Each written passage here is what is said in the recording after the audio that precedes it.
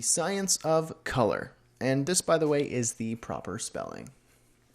Color can convey a mood or a feeling. So, for example, the words frilly and freaky conjure different feelings and color palettes. Here in the examples, you can obviously see Frilly Lily and Sinister Visions have very different color schemes and feelings that are evoked with their color. Designers use color to emphasize an object or a message. They also use color to de-emphasize objects. Here are some very beautiful examples of color. Different cultures perceive the meaning of color differently. So right here on the top, we have a German website. It's very clean, and not saying all German websites are very clean and muted in color. There are obviously varying different degrees of color in any sort of website, but here are some great examples of a German website and a Japanese website, and you can see the styles are quite different. The color wheel. Sir Isaac Newton discovered that a prism separates light into a wide spectrum of colors. We can see on the color wheel which colors sit near each other, and this has allowed us to establish an official vocabulary for color schemes, such as analogous, which are colors that are next to each other on the color wheel. Similar in temperature, they have minimal contrast and are dissonant. Complementary are opposites on the wheel. They have opposing temperatures and they create different mood than an analogous scheme.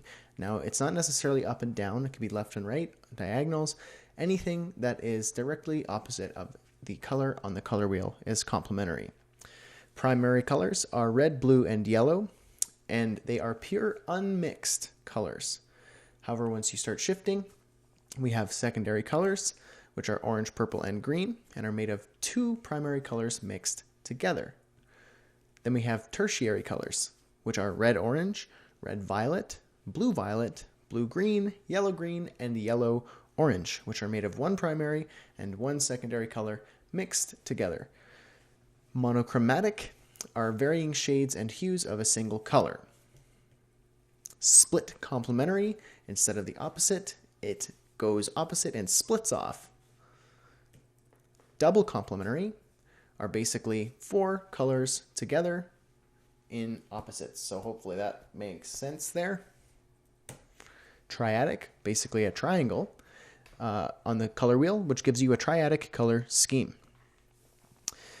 Hue are one of the main properties of color, where a color sits on the spectrum or the color wheel. So here we have a picture of my head, and I opened it up in Photoshop just to show you basic examples of how varying hue can change the color. So hue, I brought the hue down, and now I'm starting to look a little bit purple. I brought the hue up, and I'm looking a bit green. Saturation is how colorful a photo is or is not.